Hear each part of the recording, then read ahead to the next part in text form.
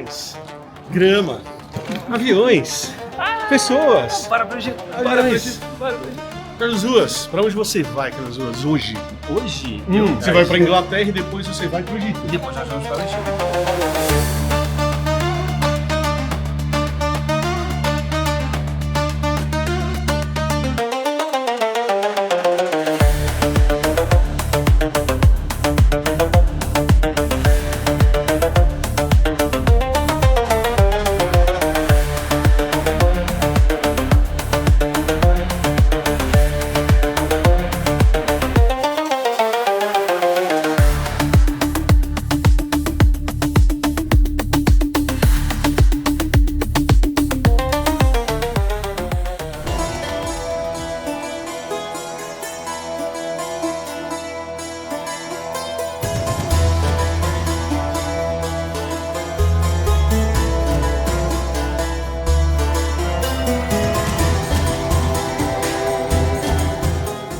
Hoje iremos para o templo de Philae, templo de Isis.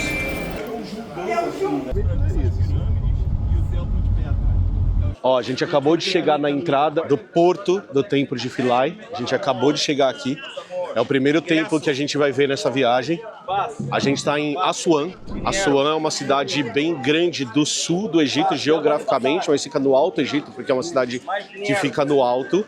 Fica no alto em altitude, mas fica no sul do Egito. E o que é mais legal é que nesse primeiro templo, a gente vai ver ali dentro, ele está diretamente ligado à construção da represa de Assuan.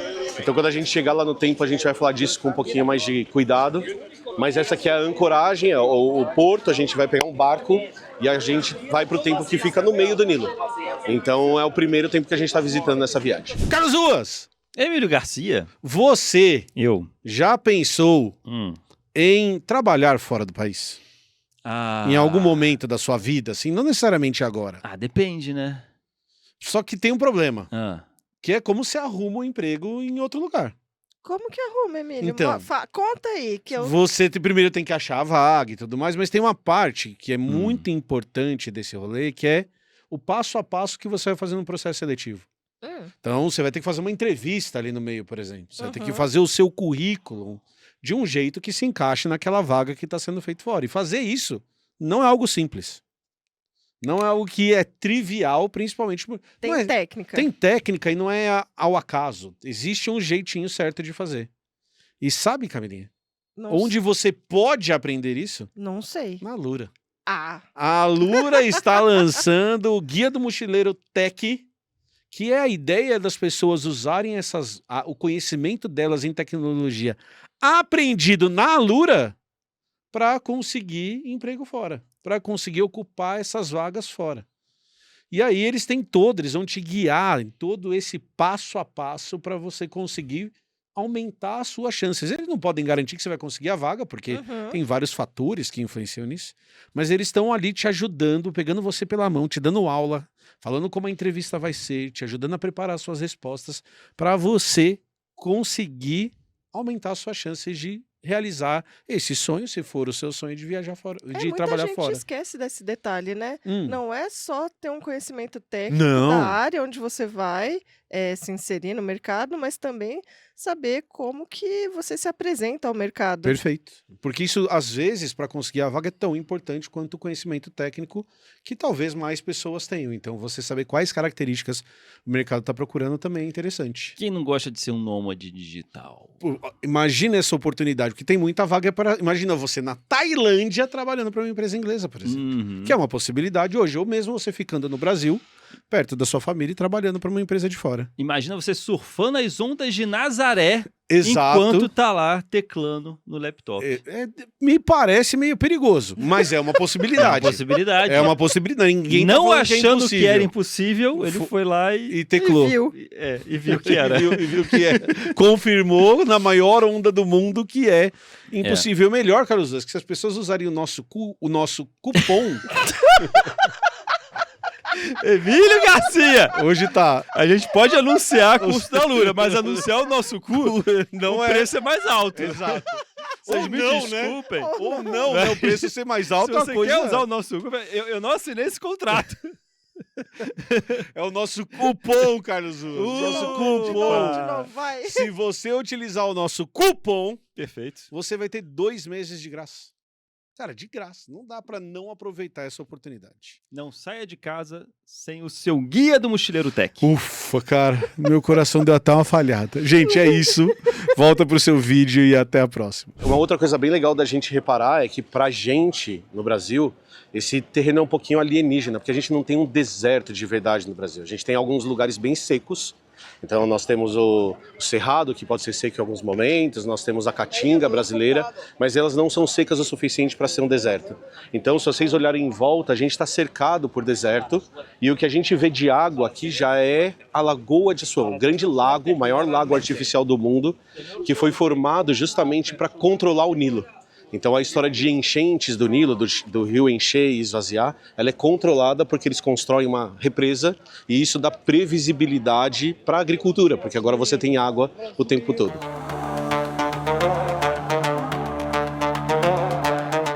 Eita, que estamos no barco, gente, estamos indo pro templo e vai ser muito legal. Eu tava com saudade de barco, tô feliz. O guia tá bravo porque ele quer falar com a gente. Diretamente agora, saímos daqui, já dá um embarcadero, tá cheio de muitas lanchas. Ele que trabalha aqui se chama núbios, todos da mesma raça núbia, que já nasceu do casamento africano com os egípcios. Também. E agora vamos para ver esse templo tão lindo, que data a era greco-romana. A gente está em Assuã, no Rio Nilo. Aquela é a Barreira Baixa, que foi construída acho que foi em 1889, quando os britânicos tiveram a brilhante ideia de falar: vamos controlar o Nilo?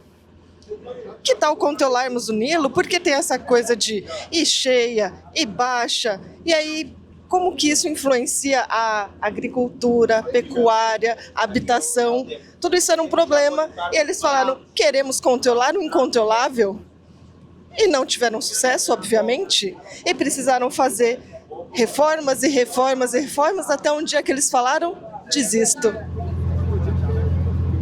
A gente acabou de chegar no Templo de Philae e a gente está aqui no porto ainda. A gente acabou de chegar de barco, tem toda a formação rochosa de granito ali atrás. E uma coisa que é bem interessante é que os egípcios, eles por muito tempo, e sofrem até hoje com a vazão do Nilo. Então, historicamente, o Nilo é conhecido por ter períodos de seca e períodos de muita cheia. E isso foi um fator fundamental para o povo egípcio antigo. Só que com a modernização, conforme a gente vai chegando no século XX, o que acaba acontecendo é que começa a população a aumentar e começa a existir a necessidade de algo que os egípcios antigos já falavam, que é de tentar controlar o Nilo. Então eles faziam uma tentativa inicial de construir uma barragem, tem uma barragem menor aqui que vai acontecer no final do século XIX, começo do século XX, construída pelos ingleses. E o que que isso faz? Cria um lago, esse lago é pequeno ainda, só que começa a alagar os templos insulares, aqueles templos que ficam em ilhas, como esse templo que está aqui. Então, para vocês terem uma ideia, o templo de Philae recebia esse nome por ficar numa ilha chamada Philae. Mas o templo agora não está nessa ilha, ele foi transferido de lugar. Porque quando vão construir a nova barragem, lá na década de 50, 60, essa barragem vai construir o maior lago artificial do mundo, que é o Lago de Assuã, que a gente acabou de falar e acabou de passar, e isso vai alagar os templos completamente. Então a ONU começa com o governo egípcio, pós-revolução egípcia, então pós os egípcios assumirem o próprio país, a ONU começa um plano de troca de templos de lugar. E o templo de Philae não estava contemplado nesse negócio. Então depois, lá na década de 70, tem um monte de foto que a gente vai colocar aqui na tela do templo alagado. Então você vê os prédios e água embaixo, a ilha desapareceu. Eles faziam um consórcio de empresas italianas junto com empresas egípcias para trocar esse templo de lugar. E aí o que eles fazem? É quebra-cabeça. Marca todas as peças, corta em pedacinho, coloca num barco. Escolheram uma outra ilha mais alta, que isso não ia acontecer. Fazem a terraplanagem da ilha e transferem o templo de lugar. Então o templo que a gente vai ver agora, apesar de receber o nome de Templo de Philae, não está na ilha original que eles estavam antes.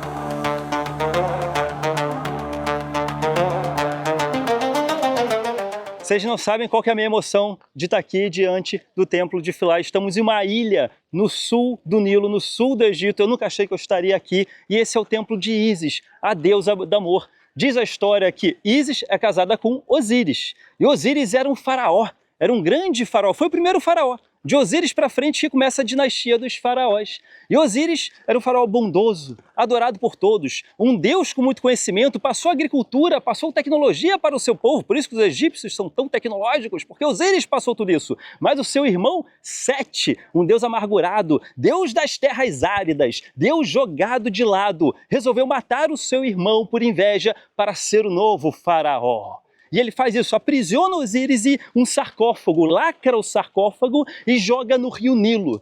Ísis fica desesperada, ela perdeu seu marido, o povo perdeu o faraó. Sete começa uma dinastia maligna, cruel com seu povo. E Ísis vai procurando pelo Nilo seu marido desesperadamente. E suas lágrimas dão início às cheias do Nilo. É por isso que o Nilo tem cheia, porque Ísis chora anualmente pela morte do seu marido enquanto procura. E até que ela acha o sarcófago. E você acha que a história vai terminar bem, mas Sete aparece e fala, eu estava em sua cola, e você não vai ressuscitar o seu marido, porque era o que ela queria. Ele abre o sarcófago, divide Osíris em 14 partes e espalha pelo Egito. Quero ver agora. E assim como o Goku procurou as 10 esferas do dragão, Ísis procurou as 14 partes de seu marido Osíris. Ela não desistiu, foi uma incrível jornada e ela consegue reunir essas 14 partes. Ela junta, mumifica e junto com a ajuda do deus Anubis, que ele ajudava a embolsamar os mortos e orientar os mortos, e Tote, que é o deus da matemática, deus do conhecimento, deus da magia, eles fazem um ritual maluco e eles conseguem ressuscitar Osíris. Por isso que ele é verde, ele veio do mundo dos mortos, ele ressuscitou, ele é um deus múmia. Ele é a primeira entidade mumificada do Antigo Egito, por isso que ele tem aquela posição que o faraó fica no sarcófago e ele é mumificado. Se vocês vão reparar, você não vê as pernas dele, você não vê os braços dele, é tudo mumificado. E assim, Osíris volta à vida, mas governando como o imperador do mundo dos mortos. Ele passa a reinar o mundo dos mortos. E junto com a Ísis eles têm um filho, Horus. E Horus jura vingar o seu pai. Horus fala, eu vou matar o meu tio e restaurar o reinado de paz. E durante 80 anos ocorre uma grande guerra civil entre Tote, o tio mau, e Horus, o filho do rei bom. E finalmente Horus vence. E o Egito passa a ter bonança, passa a ser feliz. Com Horus sendo o novo faraó, e Osíris também governando mais agora o mundo dos mortos. E dessas 14 partes espalhadas, o coração de Osíris foi encontrado nesta ilha, onde Ísis resolveu fazer a sua morada. E por isso que existe aqui o templo da deusa Ísis, que nós iremos visitar hoje. Uma coisa muito louca de ver um templo como esse é que a impressão que a gente tem na hora que a gente olha primeiro é que a gente tem a expressão artística e cultural de um povo. Mas o templo é tão antigo que a gente não tem a expressão artística e cultural de um povo. A gente tem a expressão artística e cultural de vários povos reunidos e se sobrepondo. E tem uma outra coisa que é bem legal, que é a ideia de pichação. A gente sempre trata a pichação como uma coisa horrível, né? Então você vai até um templo, até um monumento do outro lado do mundo e você vai deixar o seu nome. E a gente trata isso como uma invenção moderna, né? Mas a gente tem exemplos aqui de pichações de 1.500 anos, 1.600 anos, de pessoas que peregrinavam para cá e deixavam o seu nome do tipo, estive aqui em Tauana. E aí o que é mais legal é que essa pichação, junto com a história que foi originalmente escrita, ajuda a contar a história do templo. Então, como que a gente sabe que diferentes povos fizeram diferentes coisas? Porque elas escrevem um em cima dos outros, eles vão deixando as suas marcas uma em cima das outras. Então, aquela pichação que antes deixava o guarda em 300 depois de Cristo puto, sai daí, menino, para de pichar. Hoje os arqueólogos estudam como parte do templo, como parte da história. Isso é foda, é legal demais. Estamos aqui, Estamos aqui onde?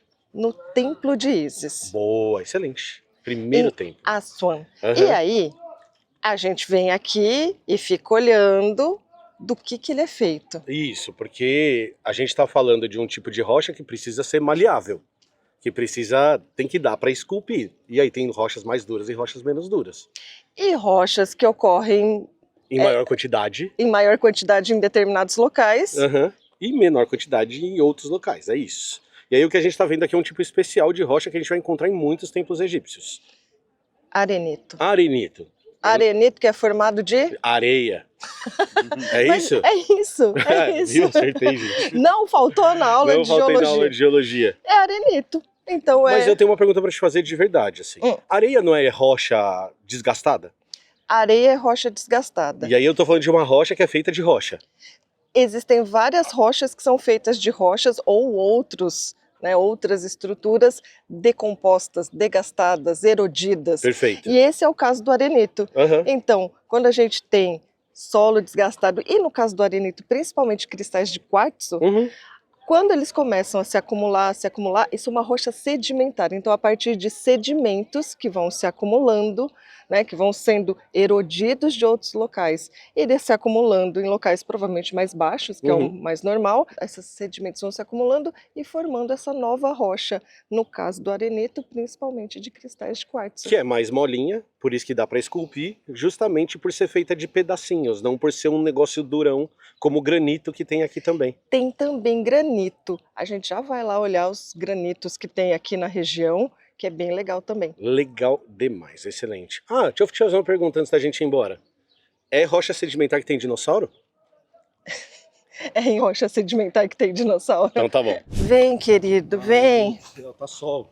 Não, querido, lembra que a gente falou que também tem granito aqui? Lembro. Granito já é uma rocha mais dura, não é fácil de cortar. Perfeito. Não é fácil de trabalhar. Não é fácil de deixar fazer detalhes, inclusive, né? Como ela é mais difícil de trabalhar, fazer os detalhezinhos é mais difícil. Mas é uma rocha ultra, super, mega resistente, que é interessante para construção. É muito interessante, inclusive, para você fazer a base das construções, né? Porque é algo bastante estável que não vai ceder com o tempo. Então, e aí a gente não sabe ainda onde aqui a gente vai encontrar, mas a gente achou aqui uns pedacinhos. Uns pedacinhos. E uma coisa bem legal de ver no granito, essa é uma rocha que ela não é sedimentar que nem aquela. Essa é uma rocha magmática. É uma rocha que vem lá do magma. Perfeito. Só que ela é uma rocha intrusiva. Eita, ela gosta muito de falar dos outros. Não, ela foi formada não assim saindo muito rápido do solo ou indo para o ar. Ela ficou lá um tempão embaixo, cozinhando. E por isso a gente consegue ver esses grânulos aqui bem formadinhos, sabe? Teve tempo. Quando a gente vê uma rocha magmática extrusiva... Que é aquela que sai do vulcão e seca a lava? Exato. Tipo um basalto, a gente não vê isso. São coisas bem pequenininhas quando tem, geralmente é bem lisinha. Geralmente é bem lisinha, por isso que a gente vai ver um basalto com uma cor muito mais uniforme do que um granito. Perfeito, excelente.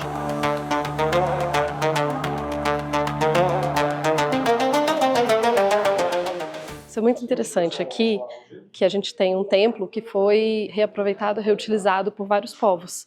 Então a gente tem destruição, porque os cristãos, quando eles chegavam nesse templo, eles não queriam que tivessem deuses egípcios, né? Então a gente tem aqui as imagens que foram todas muito destruídas. Ao longo do templo inteiro você consegue ver essas imagens que foram sendo arrancadas da pedra. A ideia era justamente tentar apagar o paganismo do templo. E não conseguiram. A gente deu a sorte, né, que os hieróglifos ficaram, então a gente consegue saber quem são essas figuras apagadas. Boa parte deles são reis, são faraós, e essas imagens estão contando histórias. A própria destruição faz parte da memória também, então quando a gente vê o negócio destruído também é interessante pra gente. O negócio destruído também fala pra gente sobre esse passado. O negócio destruído conta uma outra parte da história desse templo. A outra coisa de destruição desse templo que a gente consegue ver, vocês vão ver que está bem escurecido aqui, é porque esse templo ficou embaixo d'água um bom tempo. Então, enquanto o templo estava embaixo d'água, você tinha limo, você tinha água efetivamente destruindo. Outra história de destruição. Grande parte dessa é a responsabilidade dos ingleses quando estavam justamente colonizando essa região e decidiram fazer uma barragem e não respeitaram a cultura local que implorou que o templo fosse salvo. Então, eles só inundaram o templo por um bom tempo. E assim as coisas vão sendo, né, as camadas da história vão aparecendo. A própria ilha, que é uma ilha reconstruída, conta pra gente história também, porque o fato da ilha ser reconstruída faz a gente pensar, né, por quê?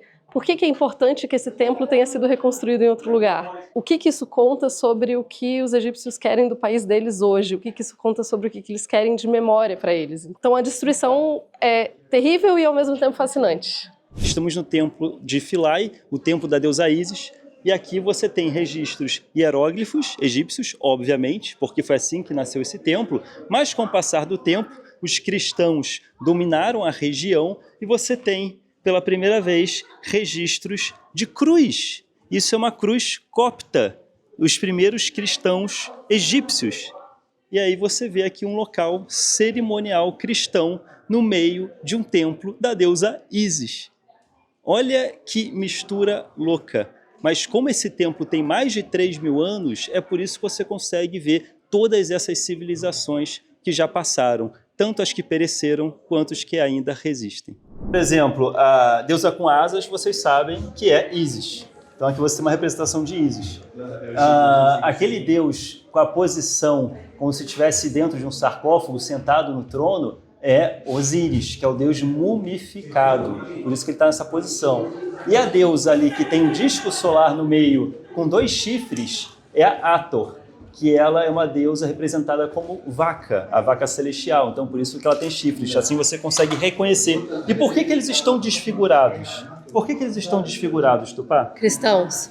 Foram os cristãos que desfiguraram eles quando o culto vai ser proibido e ao longo dos séculos eles vão sendo desfigurados. Veio uma vertente cristã muito forte, muito radical e que nessa época não poderia representar imagens de outros deuses pagãos. Então a maioria das faces das divindades egípcias neste templo estão desfiguradas. Aqui a gente está na área mais sagrada do templo de Ísis. Esse é o altar especificamente. Na antiguidade teria uma estátua de Ísis de ouro maciço aqui em cima, porque a carne dos deuses era feita de ouro, então a estátua seria completamente de ouro também.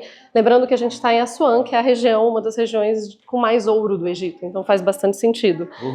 Aqui também seria colocado um óleo essencial do mais puro, de uma forma como era sempre colocado, o cheiro chegava até lá fora, assim. E isso era dito como uma das formas de você reconhecer o céu, porque é o paraíso. Não era bem o paraíso, né, mas a vida pós-morte teria esse cheiro incrível. Então, nesse lugar aqui, é tipo o lugar mais sagrado e especial do Templo de Ísis. Eu só tenho uma pergunta para fazer. O que nós estamos fazendo no lugar mais sagrado do Templo de Ísis? A gente está sendo profanadores do templo. A gente está na elite, a elite.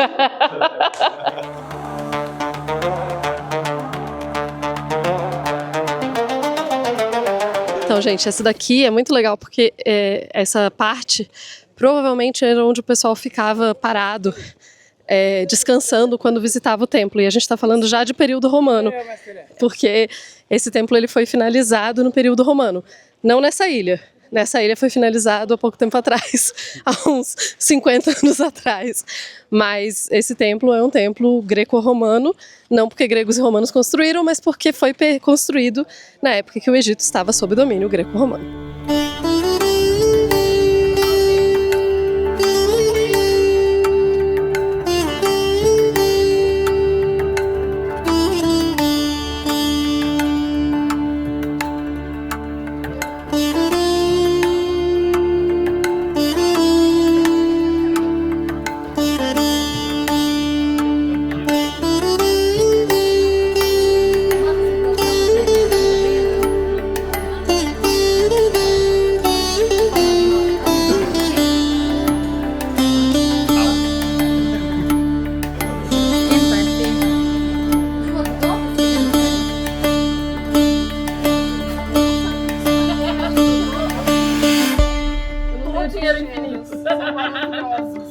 Emílio, o que você tá aí escorado na...